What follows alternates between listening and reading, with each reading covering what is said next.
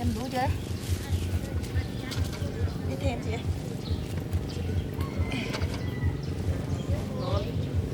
Ủa mấy nha? 2 cân. Rồi nhá, em rồi nhá.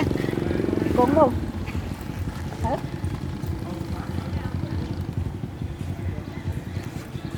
Anh mình phải lù phải lợm chặn có Mình lo biết là ăn. Thích á. Gót gót bên là mình.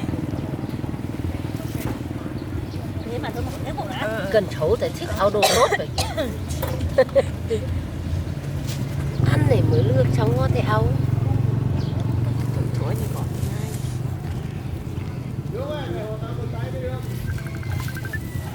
mình lú nâu vào đây Mới bị rẻ mới bên này chết lộn. ăn nó cái lâu nhau vào đây Thôi ý có phán mà hơi nè.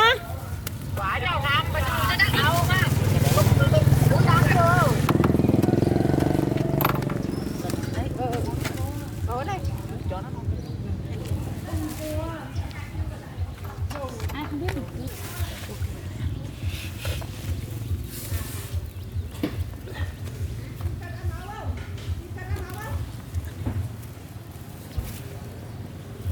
tham cân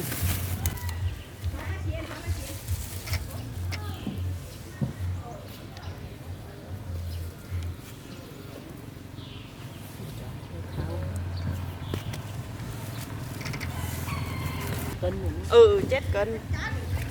chết cân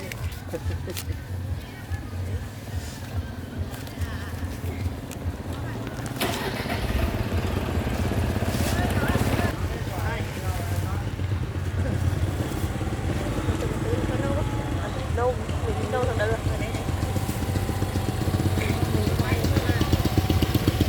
Tháo cái thuần đi.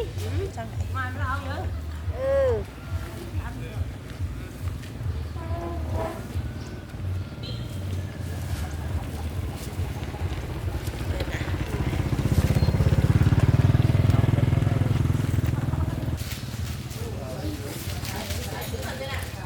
Em biết gì đâu anh ơi, thì em nghĩ là cho.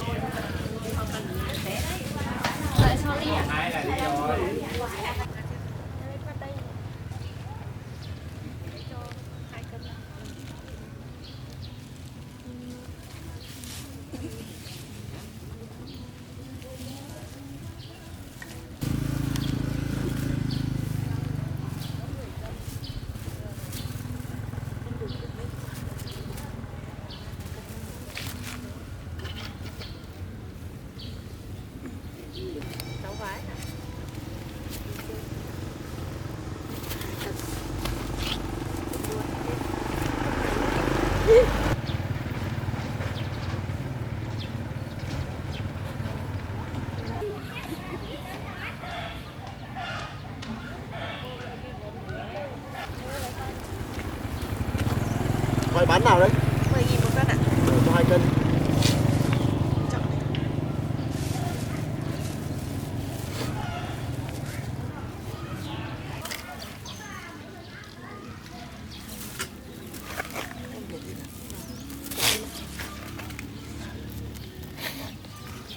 Cân 10.000 thôi cô ạ. Có hơn 1 cân nhá. Cân bao nhiêu đấy? Cân 10.000 ạ. 2, 3, 4 cân. Nhiều.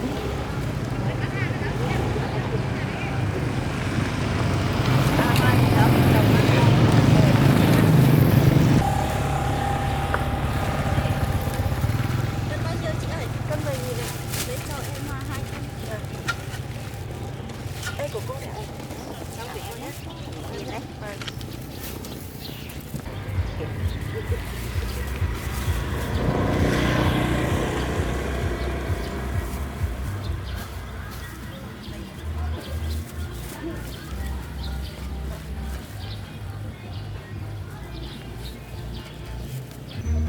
xin nhá.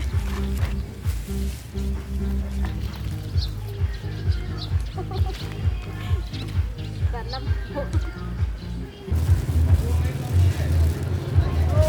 Cái mới ạ.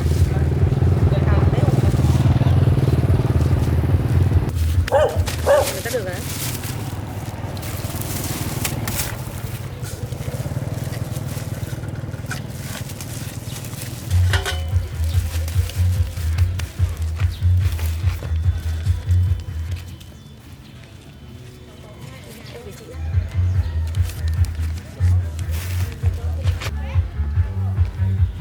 Thế là lấy khoai tây đi anh.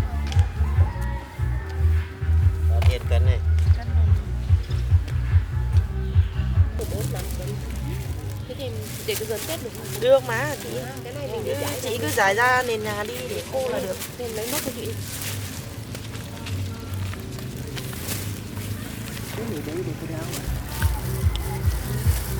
Chị lấy 4 cân nhá. Để hết thì bớt một tí nha. Vâng, anh lấy hết đi.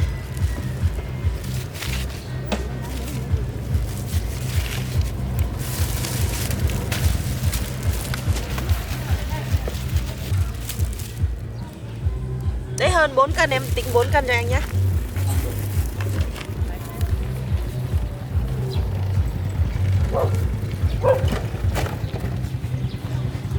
Người dưới tên lý con nằm mà.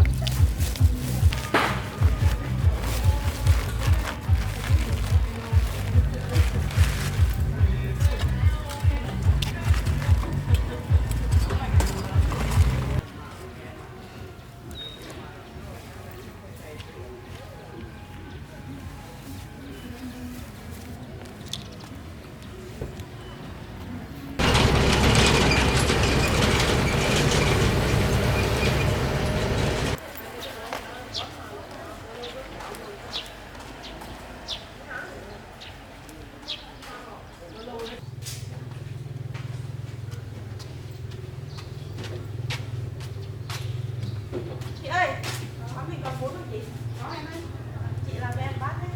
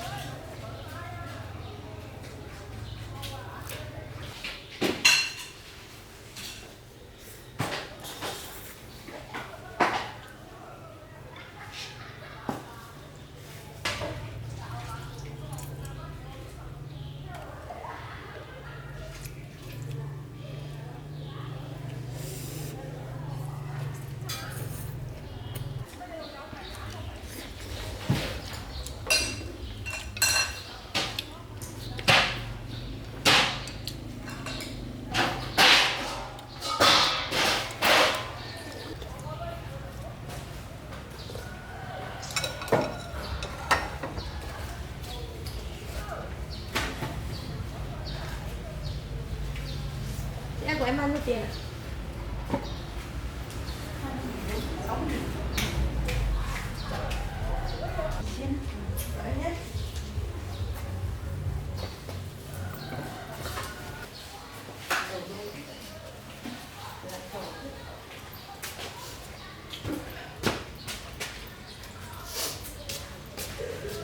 Hết khách à bạn?